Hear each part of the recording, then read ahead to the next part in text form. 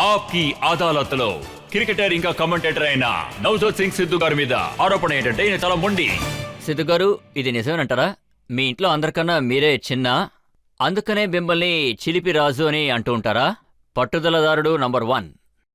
మీరు కరెక్ట్ గానే చెప్పారు. నేను అన్ని చోట్ల చెప్తూ ఉంటాను. सभी कुछ हासिल नहीं मिलता, नदी की हर लहर को साहिल नहीं मिलता, ये दिल वालों की दुनिया है, अजब है दास्तां इसकी, किसी से दिल नहीं मिलता, कोई दिल से नहीं मिलता. మొదటి విషయం ఏంటంటే, నేను ఎప్పుడూ ఎక్కడా ఈ విధంగా చెప్పలేదు. నాలో ఎటువంటి లోటు లేదు, అలాగే నేను ఏ తప్పు చెయ్యలేదు. నాలో దుర్బుద్ధి లేదు. మనిషి అనేవాడు తప్పులకి ప్రతిరూపం. ఇంకా ఇదంతా ఉండడం వల్ల ఒకడు తప్పైన వాడని నేను ఎప్పుడూ చెప్పను. सोने में सुगंध नहीं, सुन लो यार, सोने में सुगंध नहीं, गन्ने में फूल नहीं, चंदन में फल नहीं होता, राजा दीर्घजीवी नहीं होता, विद्वान के पास धन नहीं होता, किसी को मुकम्मल जहां नहीं मिलता, कहीं जमीन तो कहीं आसमान नहीं मिलता. ఒకవేళ నాలో ఏదైనా లోపం ఉంటే అందులో ఏ తప్పు ఉన్నట్టు నాకు తెలియడం లేదు. కానీ నేను మీకో విషయం చెప్పదలుచుకున్నాను. మొంటి పట్టుతో ఉండడం ఒకవైపు తప్పైనప్పటికీ మరొక వైపు సరి కూడా. ఎందుకంటే మొండిగా ఉండడం వల్ల తన ఆశ శక్తి కూడా పెరుగుతుంది. ఆ తర్వాత ఏం జరుగుతుందంటే, ఒక మనిషి ఒక అడుగు తీసి ముందు వేశాడంటే, ఏదైనా సాధించాలని నిర్ణయించుకుంటే, అందులో మొండిగా ఉంటే ఈ ప్రపంచాన్నే తన గుప్పిట్లోకి తీసుకురాగలడు. అరే నేనేమంటున్నానంటే, ఒక తాగుబోతు అర్ధరాత్రి కూడా మందు షాప్ ఎక్కడుందో కనిపెట్టగలడు, ఒకవేళ అది డ్రై డే అయినప్పటికీ కూడా. నేనేమంటున్నానంటే, ఒక మనిషి ఏదైనా సాధించాలని నిర్ణయించుకున్నాడంటే, అది కూడా ఒక మంచి పని కోసం. ఒకవేళ తను సాధించాలని నిర్ణయించుకుంటే అప్పుడు తను ఖచ్చితంగా సాధించగలడు. సాధించలేనిదంటూ చరిత్రలోనే లేదు. సిద్ధు గారు, మీ నాన్నగారు ఒక క్రికెటర్. క్రికెట్ మీద ఆయనకు చాలా ప్యాషన్ గా ఉండేవారు. ఆయన ఏం కోరుకున్నారంటే మీరు క్రికెటర్ అవ్వాలని. ఖచ్చితంగా. కానీ మీరు మీ టైం అంతా అమ్మాయిల కోసమే కేటాయించారు. సరిగ్గా చెప్పారు. ఇలా చూడండి, ఇందులో తప్పే ఉంది. ఆ అమ్మాయిలకి చూపించడం అంటే ఇష్టం, అబ్బాయిలకి చూడడం అంటే ఇష్టం. ఇందులో ఏముంది? నిజానికి ఇందులో తప్పేమీ లేదు కదా. మనం యవ్వనంలో ఉన్నప్పుడు, 16 ఏళ్లలో ఉన్నప్పుడు ఎవరైనా కుర్రాడు రామజపం జపిస్తాడా ఏంటి? సిద్ధు గారు, ఈ విషయం నిజం చెప్పండి. మీ మోటార్ సైకిల్ ఎప్పుడు కూడా ట్రాక్ నంబర్ 22 మీదే నిలబడుతుంది. అదే స్పీడ్ లోనే వెళ్తాను సార్. వెళ్ళనని చెప్పడం లేదుగా. ఇంకా మరో విషయం చెప్తాను. అక్కడ రేలింగ్స్ ఉండేవి, 3 ఉండేవి. ఆ రేలింగ్స్ మీద నా గుర్తులుంటాయి, ఇప్పటికీ నా గుర్తులుంటాయి. అక్కడ నా చేతి గుర్తులుంటాయి. ఇంకా ఆ పక్కనే ఒక కొట్టు ఉంటుంది, అది పాత స్వీట్ కొట్టు. ఆ కొట్టు దగ్గర మేమేం చేస్తామంటే, అద్దం వెనకాతల దాక్కుంటాం, లడ్డూల వెనకాతల అద్దం పెట్టుల గ్యాప్ లో. నా ఫ్రెండ్ ఒకడు ఉండేవాడు, సరబ్జిత్ సింగ్. వాడు డ్రెస్ రంగు చూసే చెప్తాడు అటువైపు ఏ అమ్మాయి వస్తోంది అని. అందువల్ల ఈ విషయాన్ని నేను ఖచ్చితంగా ఒప్పుకుంటాను. ఇందులో మరొక విషయం కూడా ఉంది. నాకు మా నాన్నంటే మహాప్రాణం. మా నాన్నగారి పేరు కంటే నాకు గొప్పది ఏదీ లేదు. ఇంకా ఆయన పేరులో ఎటువంటి మచ్చ రాకూడదని నేను అనుకుంటాను. ఆ ఒకే ఒక ఆశ, ఆ ఒక్క ఆశ నన్ను క్రికెట్ ఆడేటట్టు చేసింది. ఇంకా ఎప్పుడు నన్ను నేను ఇష్టపడుతూ ఉండేవాడిని. మా నాన్న కల ఏంటో అది నేను నెరవేర్చాలి అని. ఇంకా నేను ఒక విషయం చెప్తాను సార్, ఒకే ఒక విషయం. అంటే मंजिलें उनको मिलती हैं, ఇక్కడ ఎంతో మంది యువకులు ఉన్నారు. मंजिलें उनको मिलती हैं जिनके सपनों में जान होती है. अरे पंखों से कुछ नहीं होता, हौसलों से उड़ान. సో చూసారంటే, నాకు ఆ కోరిక ఉండేది, నాకు ఆ నమ్మకం ఉండేది. మనలో ఏముందో లేదో కానీ నాన్న పేరు మాత్రం చెడగొట్టకూడదని అనుకుంటూ ఉండేవాడిని. కానీ మీరు క్రికెట్ ప్రాక్టీస్ వెళ్ళడానికి మిమ్మల్ని గ్రౌండ్ కి బలవంతంగా పంపించేవారట. అక్కడ మీ నాన్నగారు ఒక మూల కూర్చుని మిమ్మల్ని గమనిస్తూ ఉండేవారట. ఇది నిజం? అవును, సరిగ్గా చెప్పారు. అయినప్పటికీ నేను మారలేదు. ఎందుకంటున్నానంటే, కోతి బల్టీలు కొట్టడం ఎప్పుడూ మర్చిపోదు. అంటే నా కోరిక ఏంటంటే, ఎప్పుడూ సినిమాలు చూడడం, అది కూడా థియేటర్లో. నేను వాళ్ళ కళ్ళు కప్పి ఎలాగైనా సినిమాకి వెళ్ళిపోతూ ఉండేవాడిని. చిన్నప్పుడు ఒక విషయం గుర్తుకొస్తోంది. ఉదయాన్నే ఆయన నన్ను 5 గంటలకు లేపేవారు. ఆయన బీపీ పేషెంట్. స్కూల్కి వెళ్లేటప్పుడు ప్రతిరోజు ఆయన నాకు పగిడి కట్టేవారు. వెళ్ళి జాగింగ్ చేసిరా అనేవారు. కానీ నేనేం చేసేవాడినంటే, పక్క రూమ్కి వెళ్ళి నిద్రపోయేవాడిని. ఇంకా పని వాళ్ళకి లంచంగా ఒక 20 రూపాయలు ఇచ్చేవాడిని. నన్ను పట్టిస్తే మిమ్మల్ని కొడతాను అనేవాడిని. ఆ తర్వాత మొహం మీద నీళ్లు చుమ్ముకుని టైర్డ్ అయినట్టు తిరిగి వచ్చేవాడిని. అప్పుడు నేను తడిచిపోవడం చూసి, నువ్వు ఎన్ని రౌండ్లు తిరిగావు అనేవారు. దానికి నేను 10 అనేవాడిని. బాగా అలసిపోయాను అనగానే, సరే వెళ్ళి నిద్రపోనేవారు. నేను వెళ్ళి నిద్రపోయేవాడిని. సో ఇలాంటి ఫ్రాడ్ పనులు చేసే నేను జీవిస్తూ ఉండేవాడిని. నేను తన్ని చీట్ చేస్తూ ఉండేవాడిని ఉదయం రాత్రి. మార్పు వచ్చేంతగా అసలు ఏం జరిగిందో చెప్పండి. ఒక సంఘటన జరిగింది, అది నా జీవితం మొత్తం మార్చేసింది. అంటే నా లైఫ్ 360 డిగ్రీస్ చైన్ గా అయిపోయింది. ఇంకా నేను మీకు ఆ సంఘటన గురించి చెప్పనా? తప్పకుండా. విషయం ఏంటంటే 1983లో నా డెబ్యూట్. అప్పుడు నేను ఫస్ట్ మ్యాచ్ ఆడేటప్పుడు నేను సరిగ్గా పర్ఫామ్ చేయలేకపోయాను. యాక్చువల్గా ఈ విషయం నేను పరిశీలించలేకపోయాను. ఎంత ముఖ్యమైన చోటుకు వచ్చాను, ఎంత లక్ష్యాన్ని ఛేదించాను అని. ఆ తర్వాత నన్ను 55 మంది మధ్యలో కూడా ఉండనివ్వలేదు. ఎందుకంటే ఇండియన్ ఎక్స్‌ప్రెస్ లో ఒక ఆర్టికల్ వచ్చింది.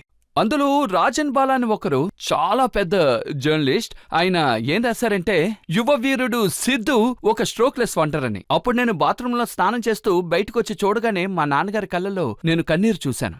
అదే నాకు చాలా ఆశ్చర్యంగా అనిపించింది. అలాంటి పరిస్థితిలో నేను ఎప్పుడు ఆయన చూడలేదు. సో అప్పుడు నేను ఆయన చూడనట్టు గదిలోకి వెళ్లి తలుపేసుకున్నాను.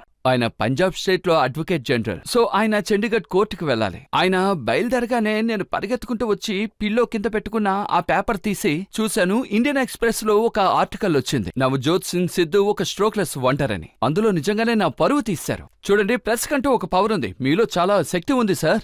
మీలాంటి వారు చనిపోయిన వారికి ప్రాణం రప్పించగలరు, అలాగే బతుకున్న వారిని కూడా క్షణాల్లో మీరు చంపేయగలరు. ఇప్పుడు నేను చెప్పింది అక్షరాల నిజమండి. ఆ శక్తి ప్రెస్కుంది, ఉండి తీరాలి. సో సిద్ధు శ్మశానంలో ఉన్నాడు. చూసారంటే వాడు పెద్దవాళ్ళు ఏడ్చే ఆ మొహం వాడి కళ్ళ ముందే వచ్చింది. నా తలరాతే మార్చింది. నేను ఆ ఆర్టికల్ కట్ చేసి నేను నా రూమ్ గోడ మీద అతికించాను. నేను అలా అతికించిన తరువాత నా జీవితంలో ఫస్ట్ టైం పెద్దవాళ్ళు చెప్తూ ఉంటారు, జీవితంలో ఏదైనా సీక్రెట్ వావ్స్ తీసుకోవాలంటే, ఒక నిర్ణయం తీసుకోవాలంటే చేతి నిండా నీళ్లు తీసుకుని భగవంతుని తలుచుకుని అర్పించాలని. అప్పుడు చూసారంటే నా కళ్ళమట నీరు కారుతూ ఉంది. ఒక గ్లాసు నిండా నీళ్లు తీసుకున్నాను. I took secret vows. ఆ రోజు తర్వాత నేను ప్రతిరోజు ఉదయం 4 లేవడం మొదలెట్టాను. ఏ వేకప్ కాలు లేదు. పనివాళ్ళని నేనే గ్రౌండ్కి తీసుకువెళ్లేవాణ్ణి. పిచ్ మొత్తం నేనే నీళ్లు పోస్తూ ఉండేవాణ్ణి. ఇంకా రోలర్ కూడా వేస్తూ ఉండేవాణ్ణి. ఇంకా రోజంతా గ్రౌండ్లోనే ఉంటూ ఉండేవాణ్ణి. అప్పట్నుంచి ఏ అమ్మాయి వంక తలెత్తి చూసేవాణ్ణి కాదు. అప్పట్నుంచి నేను ఒక్కరోజు కూడా సినిమాకి వెళ్ళలేదు కూడా. అలాగే ఒక్కరోజు కూడా నేను పార్టీకి వెళ్ళలేదు. ఒక రోజుకి నేను సుమారు 300 సిక్సులు కొట్టేవాణ్ణి. 300 సిక్సులు. ఆ తర్వాత నాకు ఏ పేరు వచ్చిందని మీకు కూడా చెప్తాను. ఒక రోజుకు 300 సిక్సులు కొట్టేవాడిని. నేను చెప్తాను, ఆ తర్వాతే మీ పేరు సిక్సర్ సిద్ధు. అదే హిందీలో ట్రాన్స్లేట్ చేస్తే చెక్కా సిద్ధు అంటారు. ఆ పేరు నాకు ఎంతో కష్టం కూడా తీసుకొచ్చింది. సో ప్రతిరోజు చూసారంటే నేను 300 సిక్సులు కొట్టేవాడిని. నేను అంత కష్టపడేవాడిని. చేతులన్నీ బొబ్బలు కట్టేవి, రక్తం కూడా కారుతూ ఉండేది. నా దగ్గర సపరేట్ గ్లౌస్ ఉండేది. దాంతో ఆట మొదలు పెట్టేవాడిని. నేను వచ్చి మళ్ళీ ఆడేవాడిని. అంతేకాకుండా పెద్దవాళ్ళు మా ఇంటి వెనక ఒక పిచ్చు రెడీ చేసి ఉంచారు. మా ఇల్లు చాలా పెద్ద ఇల్లు. అక్కడ హాలోజన్ ల్యాంప్స్ కూడా ఉండేవి. రాత్రుళ్ళు నా పాకెట్ మనీలో పిల్లలకి చాక్లెట్లు కొనిచ్చి వాళ్ళందర్నీ నా కోసం బౌలింగ్ చేయమని అడిగేవాడిని. ఇంకా మాల్కమ్ మార్షల్ కంటే వాళ్ళు చాలా వేగంగా వేసేవారు. రాత్రి 12, 1 గంట అయ్యేది. భోజనం కూడా చేసేవాడిని కాదు. నేను ప్యాడిల్తోటే ఒక్కోసారి నిద్రపోయేవాడిని. కానీ కరెక్ట్ గా 4 గంటలకు లేచేవాడిని. ఉన్నట్టుండి హఠాత్తుగా మా నాన్నగారు మరణించారు. అది చాలా బాధాకరమైన విషయం. అప్పుడు నాకేమైందో తెలీదు. 2-3 నెలలు అలాగే ఉండిపోయాను.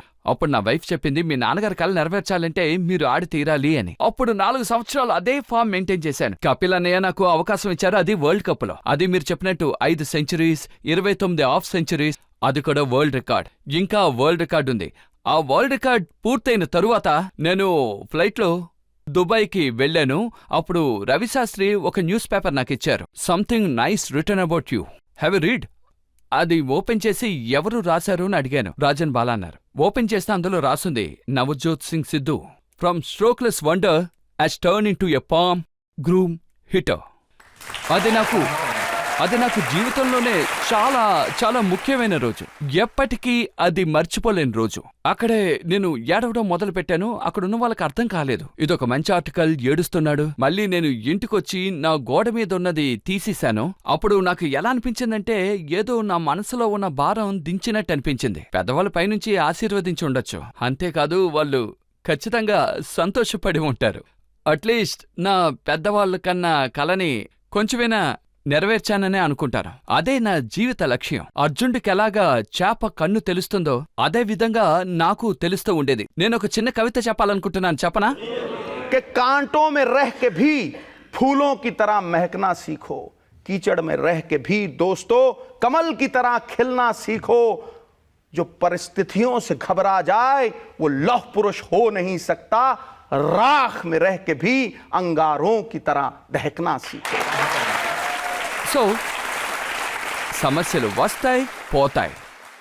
కానీ నాకు తెలిసినంత వరకు నా జీవితంలో అది ఎంతో ముఖ్యమైనది. సిద్ధు, మీరు పట్టుదల వారని ఒప్పుకున్నారు. అది కాకుండా ఆ పట్టుదలని మీరు ఎలా వదులుకున్నారో కూడా చెప్తారా? మీరు ఎలా మారారు, మీ కెరీర్ ని ఎలా బెటర్ చేసుకున్నారు? కానీ ఆరోపణల లిస్టు చాలా పెద్దది. అరే సార్, మీరు నాపై బాణాలు వేస్తూ ఉండండి, దాన్ని నేను ఎలా అడ్డుకుంటానో చూడండి. నిజం ఎంత కఠినంగా ఉన్నప్పటికీ నేను ఎప్పటికీ వెనకడుగు వేయను. తప్పు జరిగితే ఖచ్చితంగా నేను ఒప్పుకు తీరతాను, నా తొడగొట్టి నిలబడతాను.